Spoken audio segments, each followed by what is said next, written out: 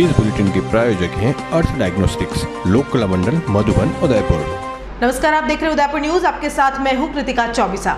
खबरों को विस्तार से जानेंगे। फिलहाल एक नजर अब तक की तमाम बड़ी खबरों पर।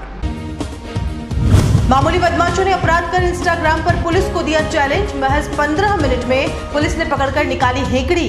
बदमाश बोला, जुर्म न करें, पुलिस किसी को नहीं छोड़ती। लोगों की फप्तियों पर परेशान पापा की परी बिफरी। जानिए माली कॉलोनी में हुए घटनाक्रम का असल सच।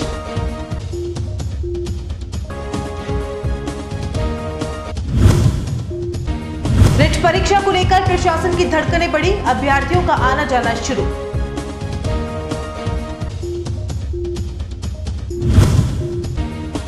और तिलक नगर के रहवासी 3 दशक से पट्टों की चाह में है परेशान। विवेक कटारा की दखल के बाद यूआईटी सचिव ने सुनी परेशानी। और अब खबरें विस्तार से। सबसे पहले बात करते हैं 15 मिनट में बदमाश की हेकड़ी उतरने की।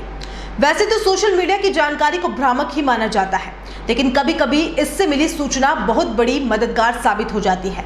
ये प्लेटफॉर्म पुलिस विभाग के सबसे ज्यादा काम आता है और इस बार भी ऐसा ही हुआ। जैसे ही इंस्टाग्राम पर बदमाश ने पुलिस को चैलेंज देते पकड़ने की बात कही, तो उनसे भी ज्यादा फास्ट उनका मैसेज भागा और चित्तौड़ पुलिस की सूचना पर उदयपुर पुलिस ने धर दबोचा। महज 15 मिनट में पुलिस की गिरफ्त में आए बदमाश ने भी इस बात की दाद दी। चित्तौड़गढ़ जिले के शंभुपुरा इलाके में गायों को लेकर जा रही एक ट्रक को रतनलाल जाट और उसके साथियों ने बीच रास्ते में रोका और लूट की वारदात को अंजाम दिया। बदमाशों ने ट्रक के चालक और खलासी से 20,000 रुपए नगद, पहने हुए आभूषण और 2 गायों को लूटा और फरार हो गए। चित्तौड़गढ़ जिले के शंभुपुरा इलाके में गायों को लेकर जा रही एक ट्रक को रतनलाल जाट और उसके साथियों ने बीच रास्ते में रोका और लूट की वारदात को अंजाम दिया। बदमाशों ने ट्रक के चालक और खलासी से 20,000 रुपए नकद, पहने हुए आभूषण और 2 गायों को लूटा और फरार हो गए। इसके बाद कुछ दूरी पर जाकर इन बाइक सवार बदमाशों ने एक वीडियो बनाया जो गालियों से भरा था और उसमें सभी बोलते हुए दिखाई दे रहे हैं कि पकड़ सको तो पकड़ लो। ये वीडियो मुख्य आरोपी रतनलाल जाट ने अपने इंस्टाग्राम पर डाला, जो देखते ही वायरल हो गया। भाई सबकी माँ हमें ढूंढने वालों ढूंढते रह जाओगे, हम नहीं मिलने वाले हैं। भाई सबकी माँ हमें ढूंढने वालों ढूंढते रह जाओगे, हम नहीं मिलने वाले हैं। तो देखा आपने किस तरह अपराध की दुनिया में कदम रखने वाले नौजवानों ने पुलिस के जवानों को ललकारा। लेकिन वीडियो वायरल होते ही चित्तौड़ पुलिस सतर्क हो गई और शंभुपुरा सीआई सुनील कुमार टेलर के साथ उनकी टीम इस आरोपी के इंस्टाग्राम की हर अपडेट लेती रही। बाद में जैसे ही दूसरा वीडियो बदमाश ने डाला तो पता चल गया कि यह कौन सी जगह है। इस पर श्री टेलर ने अतिरिक्त पुलिस अधीक्षक उदयपुर को इसकी सूचना दी, जहां रिट को लेकर बुलाई गई बैठक में स्पेशल टीम भी मौजूद थी। होटल की सूचना पुख्ता होते ही डीएसटी प्रभारी दिलीप सिंह झाला के नेतृत्व में धर्मवीर, प्रहलाद पाटीदार सहित अन्य जवान मौके पर पहुंच गए और होटल से मुख्य आरोपी रतनलाल जाट सहित 2 आरोपियों को धर दबोचा। वीडियो वायरल होने के 15 मिनट बाद ही आरोपी पुलिस के सामने घुटने पर दिखाई दिए और पुलिस की तारीफ करते हुए क्या कुछ कहा, आप खुद ही सुन लीजिए। जाट निवासी चित्तौड़गढ़, और मैंने जो बोला था कि कोई मेरा नहीं बिगाड़ सकता है, ये बोले हुए शब्द मैं वापस लेता हूं। और ये वीडियो बनाने के 15-20 मिनट बाद ही उदयपुर पुलिस स्पेशल पुलिस वालों ने मुझे 15 या 20 मिनट बाद पकड़ लिया था। और ये मतलब कोई भी जुर्म ना करे और पुलिस किसी को नहीं छोड़ती। प्रदेश भर में 26 सितंबर को आयोजित होने वाली रिट परीक्षा को लेकर प्रदेश सरकार ने 8 बड़े अहम फैसले लिए हैं, जिसमें अभ्यर्थियों के लिए रोडवेज बसों में निःशुल्क यात्रा, पेपर लीक या नकल में लिप्त तो सरकारी कर्मी सीधे बर्खास्त, केंद्र पर ही नया मास्क देने और इंदिरा रसोई से फ्री पैकेट्स देने सहित कई निर्णय लिए गए। रोडवेज की बसों द्वारा अभ्यर्थी अभी से बाहर जाने लगे हैं। वहीं उदयपुर बस स्टैंड पर बाहर से आने वाले परीक्षार्थियों का मजमा भी लगा रहा। शुक्रवार को उदयपुर रोडवेज में कोटा और झालावाड़ से 2 बसें आई, जिसमें रिट स्टूडेंट्स अच्छी संख्या में पहुंचे। वहीं उदयपुर से भी जयपुर के लिए अतिरिक्त बस रवाना की गई। मुख्य प्रबंधक महेश उपाध्याय ने बताया कि राज्य सरकार के आदेश के अनुसार जिला प्रशासन की पालना में रिट परीक्षा में आने और जाने वाले स्टूडेंट्स के लिए विशेष व्यवस्था की गई है।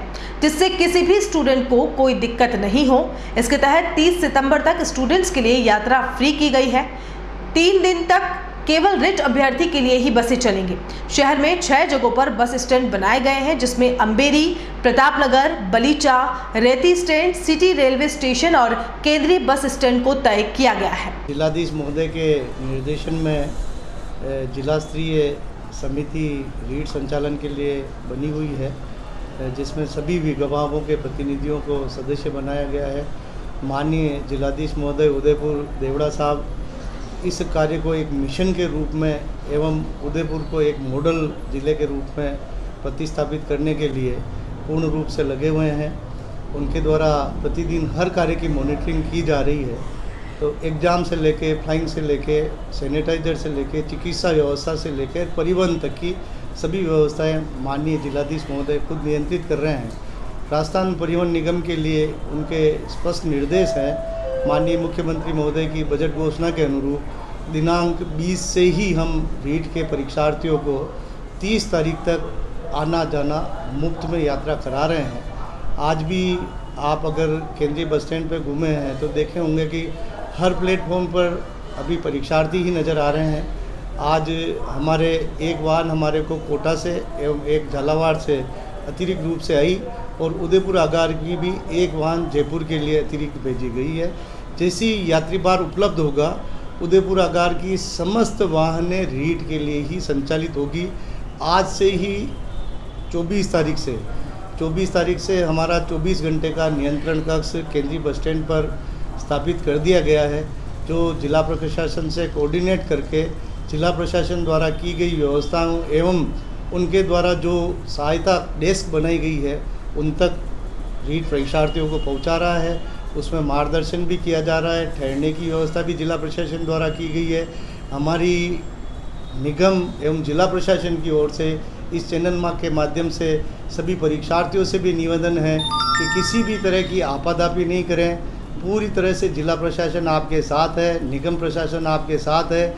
उदयपुर आगार की 80 ही बसें 3 दिन तक लगातार परीक्षार्थियों के लिए ही उपलब्ध होगी और 26 के बाद भी 30 तक रहे हुए परीक्षार्थियों को छोड़ने के लिए यूज की जाएगी। आज दिन तक की किसी भी परीक्षा में उदयपुर आगार को कोई भी उलाहना किसी परीक्षा में नहीं मिला है और मुझे पूरा विश्वास है आप सभी के सहयोग, परीक्षार्थियों के सहयोग एवं माननीय जिलाधीश महोदय के निर्देशन में उक्त मिशन को भी हम माननीय मुख्यमंत्री महोदय के अनुरूप पूर्ण करने में सक्षम होंगे। सर, सभी जगह से स्टूडेंट आएंगे तो क्या रूट रहेगा? सभी को यही आना है या अलग रूट बनाया? देखिए, 6 बस स्टैंड माननीय जिलाधीश महोदय के निर्देशन पर बने हुए हैं। केंद्रीय बस स्टैंड उदयपुर भी उनमें से एक है। वैसे ही हमारा अंबेरी में सुखेर के पास बनेगा, प्रतापनगर में बनेगा, बलीचा में बनेगा, रेती स्टैंड। शुक्रवार को उदयपुर केंद्रीय बस स्टैंड से रोडवेज से बाहर जाने और आने वाले स्टूडेंट्स ने बताया कि वह 2 दिन पूर्व इसलिए जा रहे हैं ताकि भीड़ भाड़ और जाम से बचा जा सके, साथ ही समय पर परीक्षा सेंटर पर पहुंच सके। आगामी 26 तारीख को पूरे प्रदेश में रीट की परीक्षा आयोजित होने जा रही है। इसको लेकर राज्य सरकार के आदेश अनुसार जिला प्रशासन ने भी सारी तैयारियां कर ली गई है। इसके साथ ही रोडवेज और यातायात विभाग ने भी पूरी तैयारियां कर ली है। अभी उदयपुर में आज शुक्रवार को ही सुबह कोटा और झालावाड़ से 2 अतिरिक्त बसें आई है, तो वहीं उदयपुर से एक बस जयपुर भेजी गई है। कुछ छात्र और छात्रा जो है इस परीक्षा को जो देने जा रहे हैं वो अभी से ही भीड़ से बचने के लिए बाहर की ओर प्रस्थान कर गए। आप देख सकते हैं कि रोडवेज पे इस समय काफ़ी स्टूडेंट मौजूद है, जो कि कुछ लोग जो है कि बाहर से आए, तो कुछ लोग हैं कि यहाँ से फिर से बाहर जा रहे हैं परीक्षा के लिए। स्टूडेंट का मानना है कि अभी 2 दिन पहले ही अगर वे बाहर चले जाएंगे तो 26 तारीख को पढ़ने वाली भीड़ से ये लोग बच पाएंगे और सेंटर पे समय पहुंच पाएंगे और इस परीक्षा को देख पाएंगे। जी भैया, आप कहाँ से आए? मैं बांसवाड़ा से। जी, हाँ, बांसवाड़ा से इतनी जल्दी आए आप एग्जाम? बांसवाड़ा से आने के कारण बांसवाड़ा में भीड़ ज़्यादा है। हाँ, बताएं। और इसकी वजह से क्या बसों खचाखच भरी हुई है, इसकी वजह से वहाँ बसों में स्थान नहीं मिल पाया है, क्योंकि खिड़कियों से लोग जुड़े अंदर। इसकी वजह से हम सोच रहे हैं कि चलो उदयपुर से निकलेंगे तो यहाँ से थोड़ी बसों में सुविधा होगी जाने के लिए। जी, आप कहाँ से आए और इतना 26 तारीख को एग्ज़ाम है अभी, लेकिन जल्दी आने का कारण क्या रहा? सर जी, हम डूंगरपुर से आए, सागवाड़ा से आए हैं और हम जब से आए परेशान हो रहे हैं। यहाँ पे कोई गाड़ी वाला जो है, जो कोई भी पूछे गाड़ी कहाँ जा रही है कोई बता नहीं रहा है। कोई भी गाड़ी नहीं, सीधे बैठ जाओ कर रहे हैं। सीधा नहीं, ये गाड़ी यहाँ जा रही है, बच्चे को बाहर से आए हैं, उनको कोई बता नहीं रहा कि ये गाड़ी यहाँ जाएगी, कि जयपुर जाएगी, अहमदाबाद जाएगी, ये जाएगी, कुछ नहीं बता रहे हैं। कोई गाइडेंस भी नहीं कर रहे हैं। ये बच्चे सब परेशान है। ये जितने भी खड़े सब अजमेर वाले खड़े हैं। जी यहाँ पर एक पूछताछ केंद्र भी है, वहाँ पर आपने पूछा कि हाँ पूछा है सर हमने, वो बोल रहे थे अभी 12:15 बजे गाड़ी लगेगी, वो गाड़ी फूल थी और फिर भी अंदर बैठा रहे थे। उसके अलावा भी 12 बजे बाद भी कुछ गाड़ियाँ और भी होगी, उसमें आप जा सकते हैं। हाँ जा सकते हैं, इसमें जा सकते हैं, आएगी तब जाएंगे सर। जी तो सुना कुछ लोगों को काफ़ी परेशानी भी आ रही है, क्योंकि देखो बड़ी संख्या में इस बार परीक्षा आयोजित होने जा रही है, थोड़ी बहुत समस्या आएगी, लोगों को कोऑपरेट भी करना चाहिए। अधिकारी ने भी पूरी तैयारी कर रखी है, यहाँ पर अतिरिक्त बसें लगाई है, सुबह भी 2 बसें भेजी जा चुकी है अतिरिक्त, और कुछ बसें जो बाहर से भी आ रही है। आप देख सकते हैं कि इस समय रोड पे काफ़ी लोग हैं जो दूर दराज से आए, कोई डूंगरपुर, कोई बांसवाड़ा, कोई भीलवाड़ा से, कोई बांसवाड़ा राजसमंद से है। हमारे साथ और बच्चे हैं, उनसे पूछेंगे कि आप कहाँ से आए? आप डूंगरपुर से। आज अभी आप जल्दी आए, परीक्षा काफ़ी दूर है, क्या सोच के आए कि 2 दिन पहले आप? बहुत ट्रैफिक रहेगी इसलिए जी, और सेंटर का पता नहीं है कहाँ पे सेंटर। क्यों सेंटर पता क्यों? वहाँ पे जाके होटलों में भी ऑनलाइन बुकिंग की, पण फुल है सब व्यवस्था, इसलिए 1 दिन पहले जा रहे हैं, 2 दिन पहले। तो सुना आपने कि किस तरह से जो रोड में जो बच्चे जाने वाले हैं, जो बच्चे आए, उनका मानना है कि 26 तारीख से पहले 2 दिन पहले आने का कारण ये है कि इस भीड़ भाड़ से बचा जा सके और समय पर सेंटर पर जा सके और ये परीक्षा को आराम से दे सके। रोडवेज विभाग ने पूरी तरह से तैयारी कर रखी है, कुछ अतिरिक्त बसें भी लगाई है। सोशल मीडिया प्लेटफॉर्म पर गुरुवार देर रात का एक वीडियो जमकर वायरल हो रहा है, जिसमें एक युवती खुद को मजिस्ट्रेट की बेटी बताते हुए एसपी साहब से शिकायत करने की बात कह रही है। यही नहीं, युवती के चिल्लाने के बाद क्षेत्र के कई लोग भी इकट्ठा हुए और उसे जमकर खरी खोटी भी सुना रहे हैं। वैसे ये वीडियो वायरल होने के बाद युवती की काफी बदनामी भी हुई है, लेकिन उदयपुर न्यूज ने इस मामले का पटाक्षेप करने के लिए वायरल वीडियो में दिखाई दे रही युवती से बात की तो मामला कुछ और ही निकला। असल में वीडियो में दिखाई दे रही युवती परेशान थी और अपनी बीमार सहेली को अस्पताल ले जा रही थी।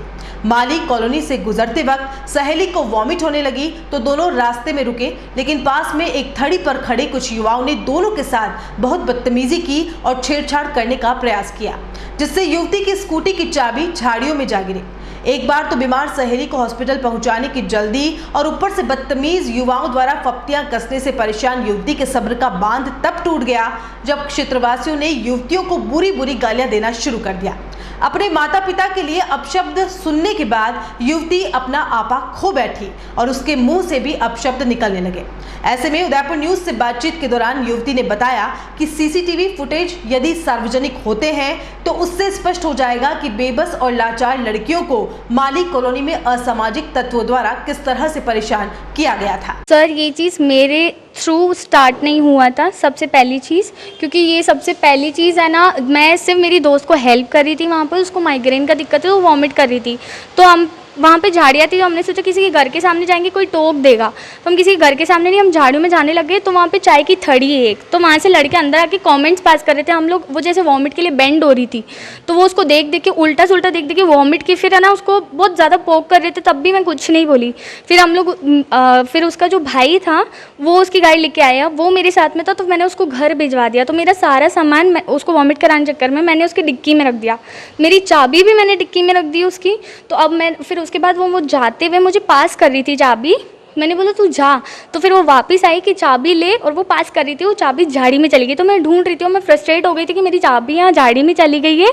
और फिर उसके बाद मैंने जो उसका भाई था मैंने उसको बोला कि यार तुम लोग क्या कर रहे हो, यहाँ पे ये चीज़ हो रही है और तुम लोग को मजाक लग रही है, तुम ढूंढवा भी नहीं रहे हो, तो मैं अग्रेशन में आ रही थी, मैं बहुत फ्रस्ट्रेट हो गई थी कि ये लोग मतलब वो भी चली गई तो अब यहाँ टॉर्च तो दिखा दे एटलीस्ट ऐसे करके।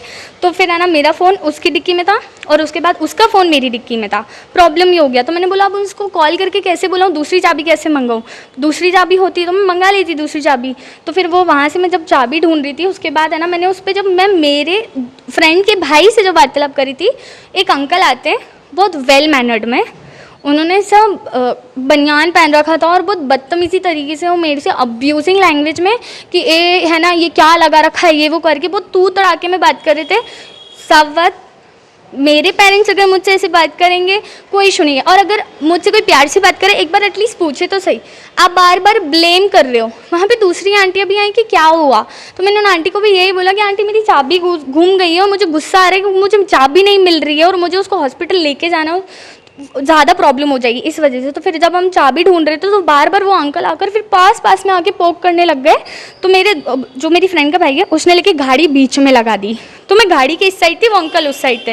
अंकल बोलते हैं कि है ना, किसी रमेश जी का उन्होंने नाम लिया कि मैं लकड़ी लेके आता हूँ, बताता हूँ इस लड़की को, ये वो करके। मैंने बोला अंकल बदतमीज़ी मत करना, आप बेफालतू की बदतमीज़ी कर रहे हो। तो फिर उन्होंने ये बोला कि मेरी मम्मा को बहुत गंदी अब्यूज़ कर रहे थे, वो इतने गंदी तरीके से मुझे टॉर्चर कर रहे थे वहाँ पर।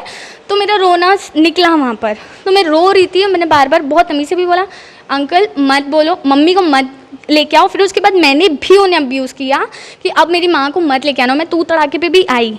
मैंने ये वर्ड यूज़ किया। पहले मैंने मेरे पापा का नाम लिया क्योंकि वो अंकल मुझे कह रहे हैं किसी रमेश जी, जैसा मैं वापस बोल रही हूँ, वो अंकल मुझे कह रहे थे रमेश जी को फ़ोन करता हूँ, अभी डंडे मारेंगे और बताएंगे इसको ये कौन है।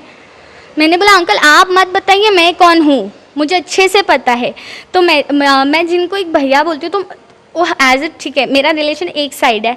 जब वो पुलिस बार बार कर रहे तो मेरा फिर भी मैं मेरा पॉइंट ऑफ व्यू भी तो रखूं।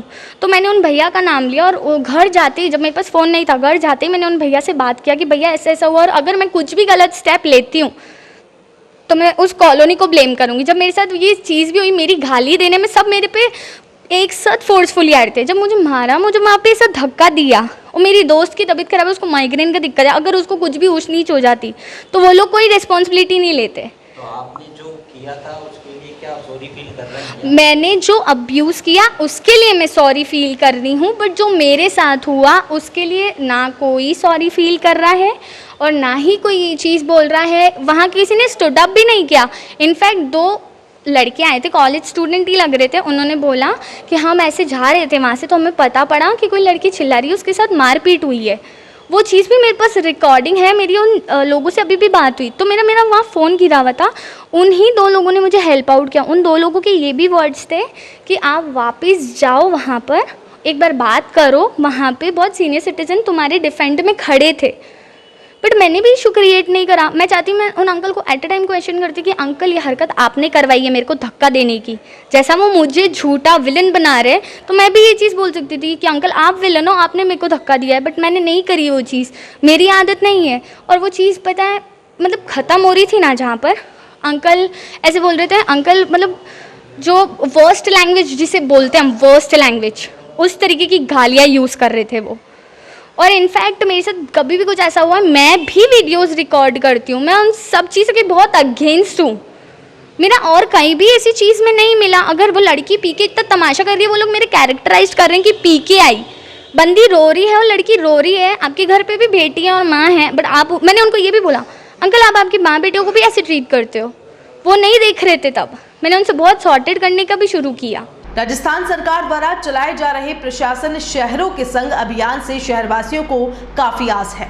वर्षों से अपने मकानों के पट्टों के लिए संघर्ष कर रहे लोगों को इस अभियान में उम्मीद की एक किरण दिखाई दे रही है। लेकिन शहर में कई ऐसी कॉलोनियां हैं जिनमें रसूखदारों के हस्तक्षेप और प्रशासनिक अधिकारियों की ढिलाई की वजह से सैकड़ों लोग अपने अधिकारों से वंचित हैं। ऐसा ही एक मामला शहर के सबसिडी सेंटर सेक्टर 8 स्थित तिलक नगर कॉलोनी में देखने को मिला, जिसमें वर्ष 1991 में यूआईटी द्वारा कॉलोनी के प्लान का अनुमोदन होने के बावजूद करीब 30 साल से लोगों को पट्टे नहीं मिले हैं। शुक्रवार को तिलक नगर के लोगों ने अखिल भारतीय कांग्रेस कमेटी के सदस्य डॉक्टर विवेक कटारा से मुलाकात की और अपनी समस्या बताई, जिस पर डॉक्टर कटारा ने जनहित को ध्यान में रखते हुए तुरंत मामले पर संज्ञान लिया और यूआईटी सचिव अरुण कुमार हसीजा से टेलीफोन पर बतियाते हुए क्षेत्रवासियों की समस्या के निराकरण की राय दी। आपको बता दें कि तिलक नगर के प्लान का अनुमोदन वर्ष 1991 में हो चुका था और वर्ष 2004 में 90B की प्रक्रिया भी शुरू हो गई थी। इसी के अंतर्गत आपत्ति आमंत्रण भी समाचार पत्रों में साया हो गया, जिससे 7 दिन में आपत्ति आमंत्रित की गई थी। आपत्ति आमंत्रण का समय निकल जाने के बाद करीब 1.5 से 2 साल तक यूआईटी के अधिकारियों की ढिलाई की वजह से पट्टे देने का कार्य प्रारंभ नहीं हो पाया। इसी बीच कपासन के एक्स एमएलए ने जमीन जायदाद के लालच में अपने रसूख का फायदा उठाते हुए 20 महीने बाद आपत्ति दर्ज कराई और हद तो तब हो गई जब यूआईटी ने आपत्ति दर्ज भी कर ली। तब से ही तिलक नगर के करीब 100 भूखंडधारी एक व्यक्ति की नाजायज जिद के कारण अपने अधिकारों से वंचित हैं।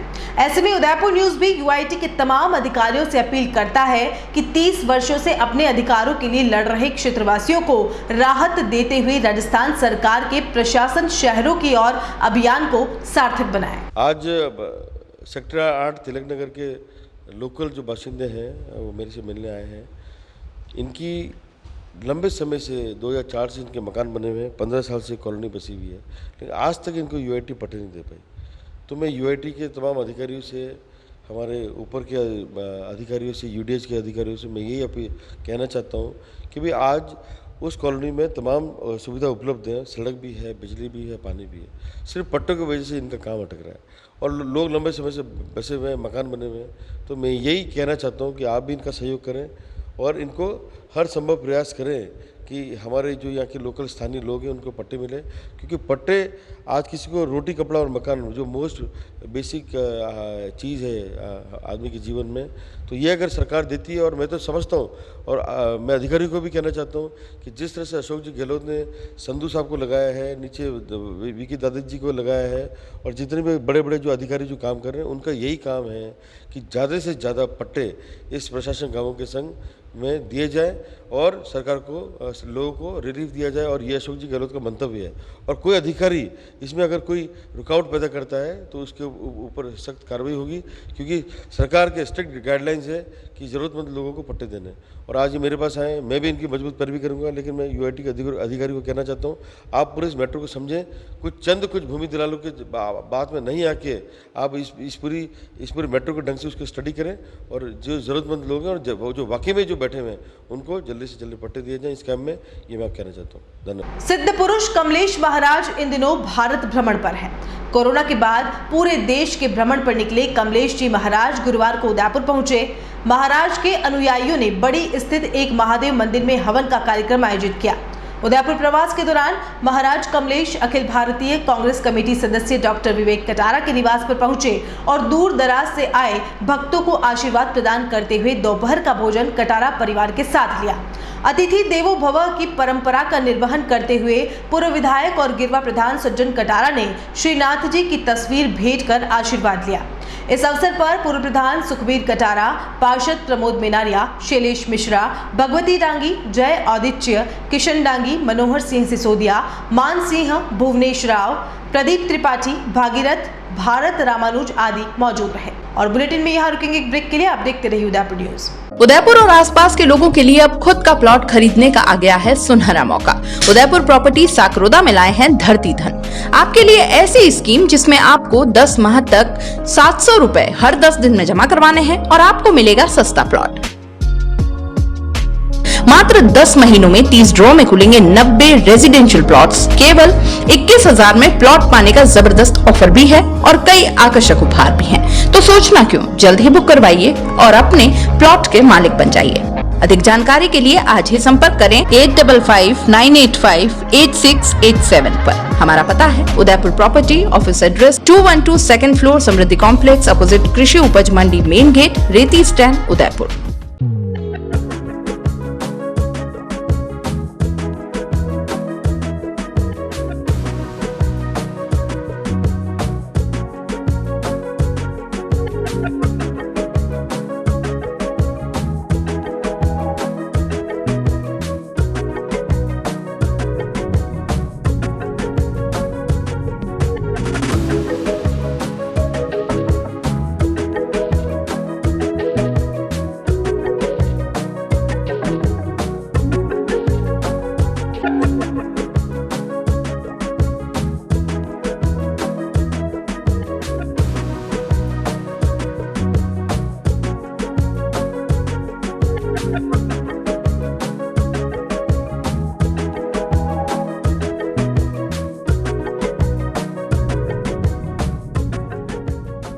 डॉक्टर आत्रेय नेत्र चिकित्सालय पिछले 24 वर्षों से डॉक्टर जे.पी. आत्रेय के नेतृत्व में एक ऐसा संस्थान जो देता है आंखों की कंप्यूटर एवं अत्याधुनिक मशीनों द्वारा जांच एवं नंबर निकालने की सुविधा, मोतियाबिंद के ऑपरेशन के बाद मोटे चश्मे से मुक्ति, intraocular lens echo roll computer USA द्वारा fitting, contact lens hard soft echo roll computer द्वारा फिटिंग, काला पानी, मोतियाबिंद, नाखूना, नासूर आदि के ऑपरेशन माइक्रो सर्जरी द्वारा, निकॉन एंड जापान, जर्मनी द्वारा आयातित फेको मशीन द्वारा मोतियाबिंद का बिना टाके वाला ऑपरेशन, नेत्र बैंक एवं पुतली प्रत्यारोपण सुविधा, भैंगापन का कसरत एवं शल्य क्रिया द्वारा इलाज, 24 घंटे भर्ती सुविधा, माइनस के नंबर का चश्मा उतारने का ऑपरेशन, RK एंड लेजिक, अति आधुनिक वातानुकूलित परामर्श कक्ष एवं ऑपरेशन कक्ष। परामर्श समय प्रातः 9 से दोपहर 2 बजे तक, दोपहर 4 से सायं 7 बजे तक, रविवार पूर्ण अवकाश।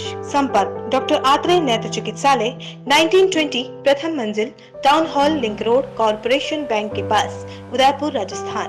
Call it 25616000, mobile number 9829041330। Ajay furniture Udaipur sector 14 में स्थित 2 मंजिला भव्य शोरूम, जहां आपको मिलेंगी आधुनिक फर्नीचर की अनेक वैरायटीज, अनेक तरह के डाइनिंग टेबल,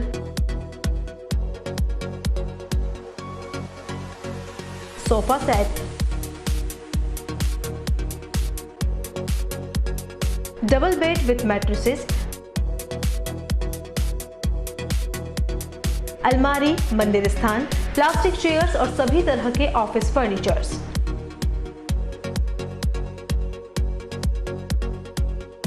अपना घर सजाने के लिए कैश की चिंता छोड़ दीजिए। अजय फर्नीचर और बजाज एवं HDFC बैंक साथ लेकर आए हैं 0% डाउन पेमेंट और 0 ब्याज और बिना किसी प्रोसेसिंग फीस के आसान ऋण योजना। हॉस्पिटल, होटल्स, कॉलेज, कॉर्पोरेट और सभी तरह के गवर्नमेंट और नॉन गवर्नमेंट इंस्टीट्यूट्स पर फर्नीचरों के विशेषज्ञ। नवरात्रि, दिवाली विशेष ऑफर्स, 4 प्लास्टिक चेयर्स के साथ 1 टेबल फ्री, सोफा सेट के साथ centre table free.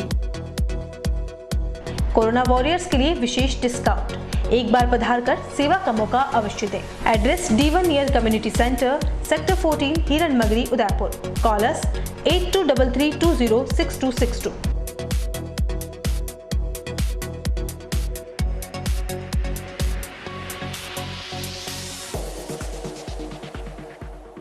AHA airline and hotel management academy, Udaipur का पहला professional aviation management institute. 12th के बाद करियर की चिंता, पहली बार राजस्थान में 12th के बाद साइंस, आर्ट्स, कॉमर्स के स्टूडेंट्स के लिए लाए हैं डोमेस्टिक व international bachelor in aviation, diploma in cabin crew, air hostess, ground staff, security management courses. इन कोर्सेज में एडमिशन लेकर आप अपना बेहतरीन करियर डोमेस्टिक व इंटरनेशनल एयरलाइंस व डोमेस्टिक व इंटरनेशनल एयरपोर्ट पर बनाइए। कोर्सेज के साथ प्रत्येक वर्ष एक foreign tour, international airport training, foreign internship, Dubai, Thailand, Malaysia, Singapore में। Grooming and personality development classes, spoken English, French and Arabic language classes, yoga, swimming, gym classes. Institute के अनेक स्टूडेंट्स का IndiGo, SpiceJet, Vistara, Air India व domestic व international airport पर selection हो चुका है। बनाएं एक अच्छा करियर एविएशन व टूरिज्म फील्ड में। AHA, the first and only institute to start the bachelor's, domestic and international degree in aviation and tourism with 100% job placement in the leading airlines of India and international. Admission open. First floor, Paradise Complex, opposite Agrawal Dharmshala, Sector 11, Udaipur. Call it 70231 44442 8107 392702. Website www.ahaudapur.com. Break के बाद आपका स्वागत है। Rajasthan yoga school association की ओर से 5 दिवसीय referee और जजेस प्रशिक्षण कार्यक्रम का आयोजन किया जा रहा है। प्रशिक्षण कार्यक्रम के तीसरे सत्र का शुक्रवार को क्रीड़ा मंडल के प्रोफेसर SS भाणावत ने उद्घाटन किया। इस अवसर पर इस प्रशिक्षण से जुड़े कई पदाधिकारी और सदस्य मौजूद रहे। यह प्रशिक्षण कार्यक्रम ऑनलाइन ही किया जा रहा है, जिसमें योगा और खेलों को बढ़ावा देने के साथ ही रेफरी और जजेस को तैयार किया जा रहा है ताकि वह निष्पक्ष निर्णय कर सके। इस अवसर पर समन्वयक डॉक्टर भूपेंद्र सिंह चौहान, सचिव राजू सिंह खींची, कोषाध्यक्ष हितेश पाल सिंह, कार्यकारी सदस्य अशोक जैन, शंभुनाथ योगी, कर्णीपाल सिंह भाटी, पूनम माली मौजूद रहे। इस मौके पर जिलाध्यक्ष डॉक्टर दीपेंद्र सिंह चौहान ने बताया कि उदयपुर में योगासन खेल विकास की अपार संभावनाएं हैं। हम अगले माह अक्टूबर में राज्य स्तरीय योगासन खेल प्रतियोगिता कराने का पूरा प्रयास करेंगे। राजस्थान योगा स्पोर्ट्स एसोसिएशन के तत्वावधान में जो राज्य स्तर पर जो 5 दिवसीय रेफरी और जजेस का प्रशिक्षण कार्यक्रम चल रहा है, आज उसका तीसरा सत्र था और जिसका उद्घाटन हमारे सुखड़ा विश्वविद्यालय क्रीड़ा मंडल के अध्यक्ष प्रोफेसर SS भाणावत साहब, जो कि विश्वविद्यालय योग केंद्र के भी अध्यक्ष हैं, उनके द्वारा किया गया। और ये जो 5 दिवसीय कार्यक्रम जो चल रहा है राज्य स्तर पर, ऑनलाइन ही चल रहा है ये कार्यक्रम। इसका मुख्य उद्देश्य ये है कि राज्य में योग खेल को समझने और उसको बारीकी जानने वाले ऐसे रेफरी और जजेस तैयार किए जाएं जो कि आगे आने वाली प्रतियोगिताओं की जिला स्तर की प्रतियोगिता, राज्य स्तर की प्रतियोगिताओं तथा राष्ट्रीय स्तर की प्रतियोगिताओं में भाग लेकर अच्छे से निर्णय दे सकें। क्योंकि किसी भी खेल को आगे बढ़ाने के लिए उसमें निर्णय जो है, निर्णय का निष्पक्षतापूर्ण होना परम आवश्यक है। उसी का प्रयास राजस्थान योगासन स्पोर्ट्स एसोसिएशन कर रही है। इसके अध्यक्ष श्रीमान पुरोहित साहब और सेक्रेटरी प्रदीप कुमार जी शर्मा हैं। उदयपुर जिला योगासन खेल संघ जो है, ये भी राजस्थान योगासन खेल संघ के तत्वावधान में जिला स्तरीय प्रतियोगिताओं का आयोजन अगले 2 सप्ताह में करने जा रहा है। और उसके बाद में अगर राजस्थान योगासन खेल संघ उदयपुर को राज्य स्तरीय प्रतियोगिता के आयोजन का जिम्मा देता है तो जिला संघ उस प्रतियोगिता को कराने के लिए पूर्णतः प्रतिबद्ध है। और अच्छे ढंग से करवाने के लिए हमारे पास में रेफरी जजेस के अलावा अनुभवी पदाधिकारी लोग हैं जिन्होंने पूर्व में भी योगा के कई कार्यक्रम बड़े अच्छे से कराए हैं। और आने वाले समय में उदयपुर में, क्योंकि उदयपुर योग का एक तरह से राजस्थान का स्तर जब देखा जाता है, उदयपुर योग का गढ़ माना जाता है। चाहे वो प्रैक्टिकल के रूप में ले लीजिए, चाहे वो थ्योरेटिकल रूप ले लीजिए, सैद्धांतिक पक्ष भी उदयपुर का राजस्थान में योग के मामले में बहुत ही ज़बरदस्त है। तो मैं आप लोगों को उदयपुर जिला योग संघ का अध्यक्ष होने के नाते विश्वास दिलाना चाहता हूं कि आने वाले समय में आपको उदयपुर में योग से संबंधित जिला और राज्य स्तरीय प्रतियोगिताएं मिलेंगी, जिनके प्रमाण पत्र के आधार पर बच्चों को स्कूल कॉलेज में एडमिशन और इसके अलावा नौकरियों में आरक्षण, ये सारी चीज़ें अन्य खेलों की भांति जिस तरह से दूसरे खेल में, क्रिकेट में, बैडमिंटन में, फुटबॉल में, बास्केटबॉल में जो सर्टिफिकेट का एडवांटेज मिलता था, वो अब योगासन खेल का भी मिलना शुरू हो जाएगा। इसके लिए मैं नेशनल योगासन स्पोर्ट्स फेडरेशन का बहुत बहुत आभारी हूँ कि उन्होंने राज्य की इकाई को इसके लिए मान्यता दी। और राज्य इकाई का भी हम लोग बहुत बहुत आभारी हैं कि उन्होंने जिला इकाई को इस काम के लिए उपयुक्त समझा। और हम सब लोगों की टीम, जिसमें हमारे सेक्रेटरी राजू सिंह जी खींची, कोषाध्यक्ष हितेश पाल जी, कार्यकारी सदस्य शंभूलाल जी, अशोक जी जैन और हितेश पाल जी, और मैं क्रीड़ा मंडल के अध्यक्ष जो कि जिन्होंने खुद बोल के नहीं बताया, लेकिन मुझे मालूम है आप योग के बहुत ही ज़्यादा मतलब अनुरागी हैं और रोज़ सुबह बहुत जल्दी उठ के आप पूरा योग करते हैं। अभी तक तो उस तरह से था नहीं, लेकिन सर मैं एक छोटी सी बात और कहना चाह रहा था कि ये केवल बच्चों तक ही सीमित नहीं रहेगा, इसको बड़े लेवल पे भी लाएंगे हम। और जो सीनियर सिटीजन हैं उन लोगों के लिए भी प्रतियोगिताएं और इस तरह के आयोजन करवाए जाएंगे, जिसमें हम सब लोग भी भाग लेंगे। तो एक बार पुनः मैं आपको उदयपुर जिला योगासन खेल संघ की तरफ से विश्वास दिलाते हुए कि आप आने वाले समय में योग में भी आप बड़े बड़े खिलाड़ी उदयपुर से देखेंगे।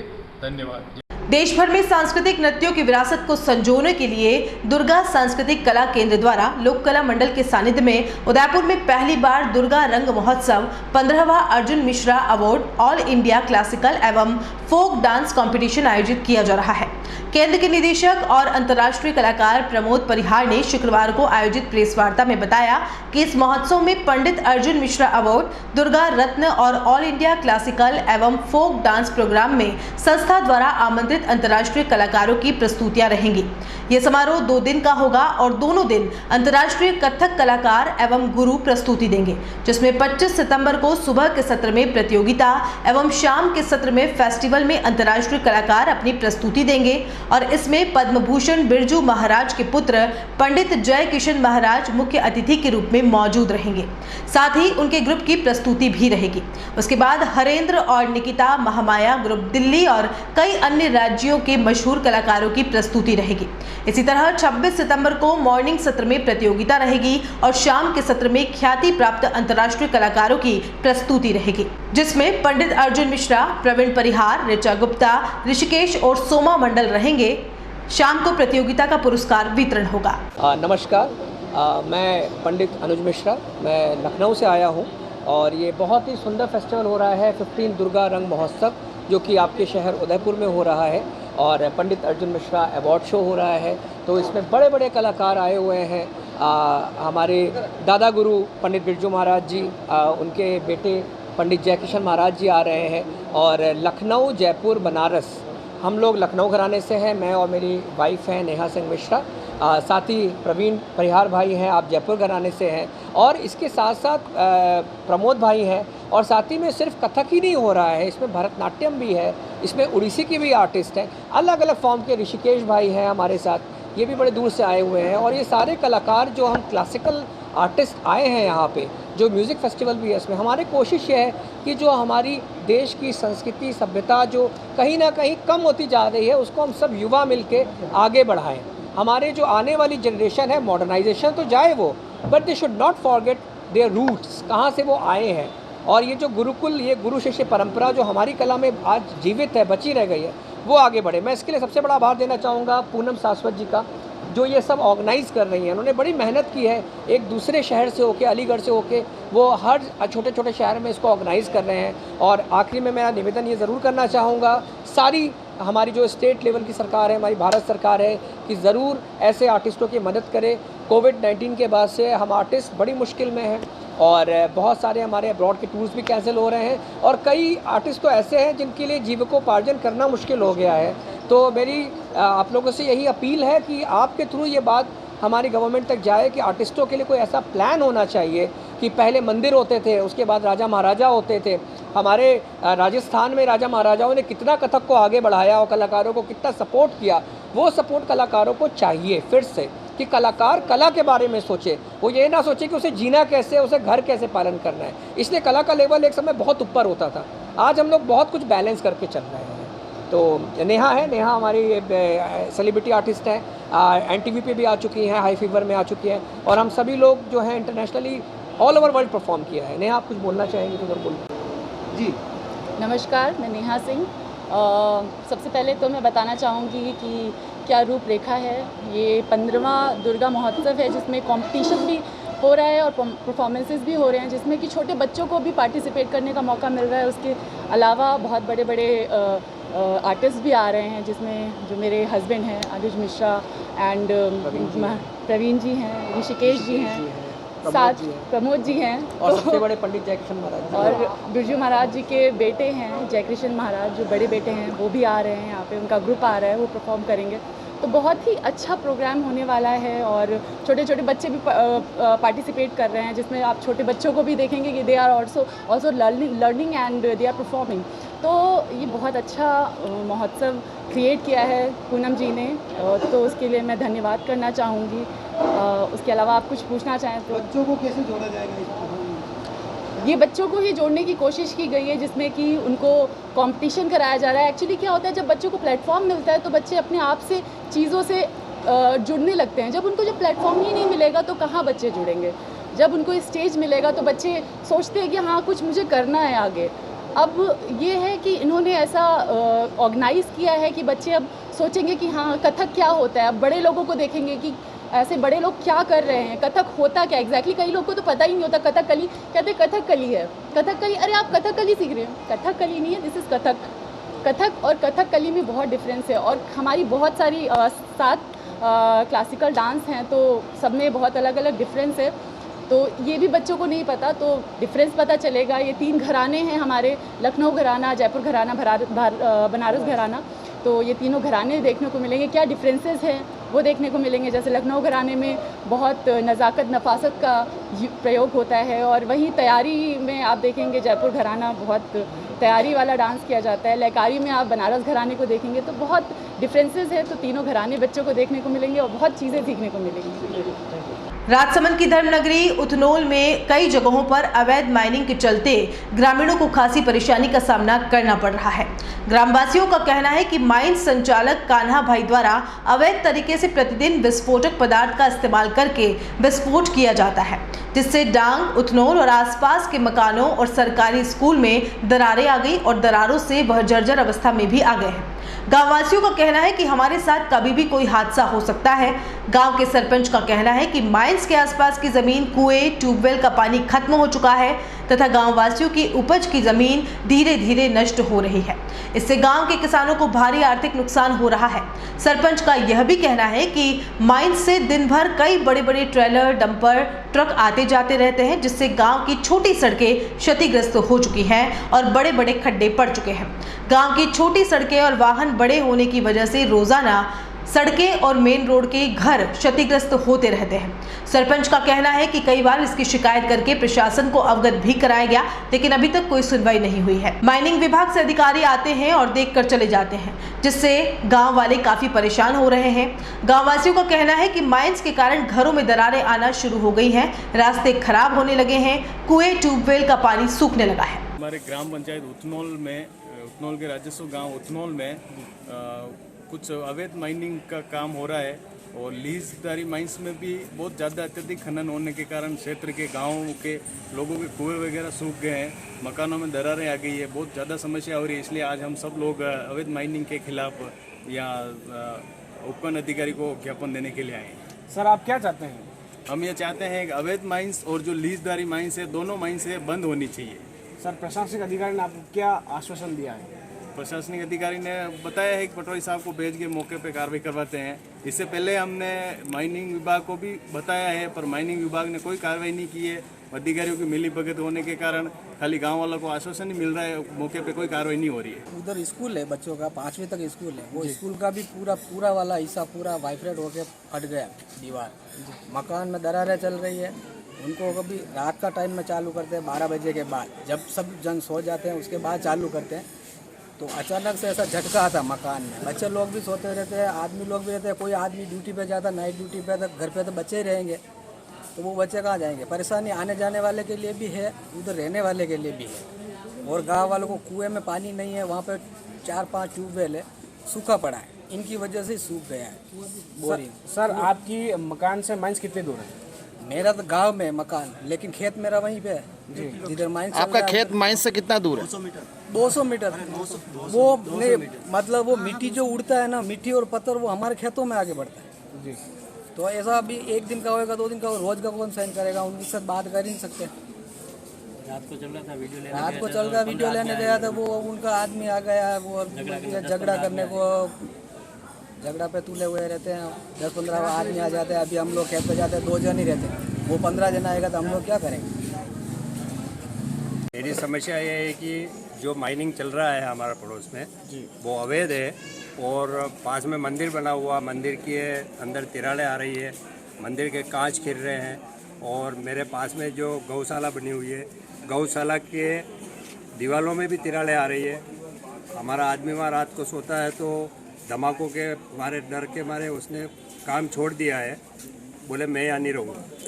रात को धमाके होते, ये टप्पर गिर जाए मेरे ऊपर, मैं मर जाऊँ, इसलिए मैं तो यहाँ से जा रहा हूँ। सर कौन करता है धमाके? ये माइनिंग वाले ही कर रहे हैं। सर किसकी माइनिंग है ये? कौन कर रहा है माइनिंग?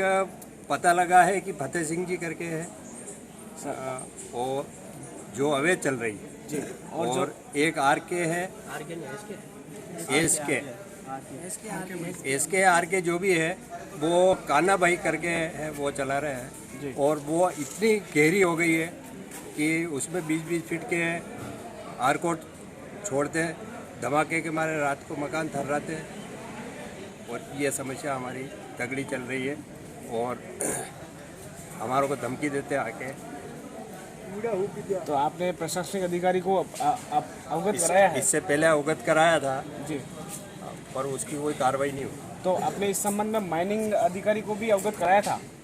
माइनिंग अधिकारी के लिए भी बोला था हमने जी। वहाँ पर गाड़ी आई थी, माइनिंग अधिकारी की आई या कलेक्टर साहब की आई, किसकी आई थी, और हम इकट्ठे हुए जब तक गाड़ी निकल गई। सर प्रशासन से आप क्या चाहते हैं? हम ये चाहते हैं कि वो माइनिंग बंद हो और हमारे कुओं के जल स्तर जो गिर रहे हैं, गिर क्या रहे हैं, अंदर घास उग रही है, तो ये बंद हो जाए और बंद होने के बाद में गांव वालों को थोड़ा राहत मिले, नहीं तो फिर हमारा कोई जमीन छोड़ दो। अखिल भारतीय अखाड़ा परिषद के अध्यक्ष महंत नरेंद्र गिरी जी महाराज के कैलाशवास होने पर श्री राम मंडल सेवा संस्थान के तत्वावधान में महंत बाबू गिरी जी महाराज के सानिध्य में हेड पोस्ट ऑफिस के सामने स्थित श्री संकट मोचन हनुमान मंदिर पर सुबह 10 बजे श्रद्धांजलि सभा रखी गई। महंत जमुनापुरी जी, महंत संत दास जी, महंत बनवारी शरण जी काठिया बाबा, महंत मोहन शरण जी, महंत दीपक पुरी जी मांडल, महंत रामगिरी जी, महंत रामदास जी, महंत लेखराज गिरी जी महाराज, ओम साई राम पाराशर, श्री राम मंडल सेवा संस्थान के अध्यक्ष शांति प्रकाश मोहता ने श्रद्धांजलि दी। संतों ने महंत श्री नरेंद्र गिरी के जीवन पर प्रकाश डाला। उन्होंने कहा कि संत समाज में नरेंद्र गिरी जी के निधन से जो क्षति हुई है उसको भर पाना बहुत मुश्किल है। नरेंद्र गिरी जी बहुत ही सरल संत थे।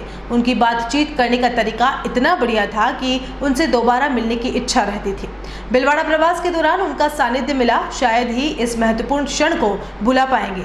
इस अवसर पर मंदिर ट्रस्ट के महावीर अग्रवाल, रमेश बंसल, श्री राम मंडल सेवा संस्थान की महासचिव रामा अवतार पंड्या, दिलीप सोनी, सुखदेव पारिक, विक्रम सोनी, किशन जाट, अनिल तिवारी, संजय तोशनीवाल, शैलेंद्र टोक आदि भक्तजनों ने महंत नरेंद्र गिरी जी महाराज को श्रद्धांजलि दी। सभी भक्तों ने संत समाज के लिए गौर क्षति बताई। और चलते चलते एक नजर अब तक की हेडलाइंस पर। मामूली बदमाशों ने अपराध कर इंस्टाग्राम पर पुलिस को दिया चैलेंज। महज 15 मिनट में पुलिस ने पकड़कर निकाली हेकड़ी। बदमाश बोला जुर्म न करें, पुलिस किसी को नहीं छोड़ती। लोगों की फप्तियों पर परेशान पापा की परी बिफरी। जानिए माली कॉलोनी में हुए घटनाक्रम का असल सच।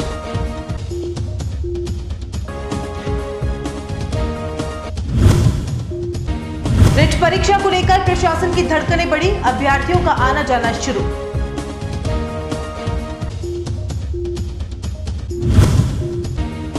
और तिलक नगर के रहवासी 3 दशक से पट्टों की चाह में है परेशान। विवेक कटारा की दखल के बाद यूआईटी सचिव ने सुनी परेशानी। उदयपुर न्यूज के बुलेटिन में फिलहाल इतना ही। शहर की तमाम हलचल से आपको आगे भी रूबरू करवाते रहेंगे। फिलहाल इजाजत दीजिए कृतिका चौबीसा को और खबरों के लिए देखते रहिए उदयपुर न्यूज। नमस्कार।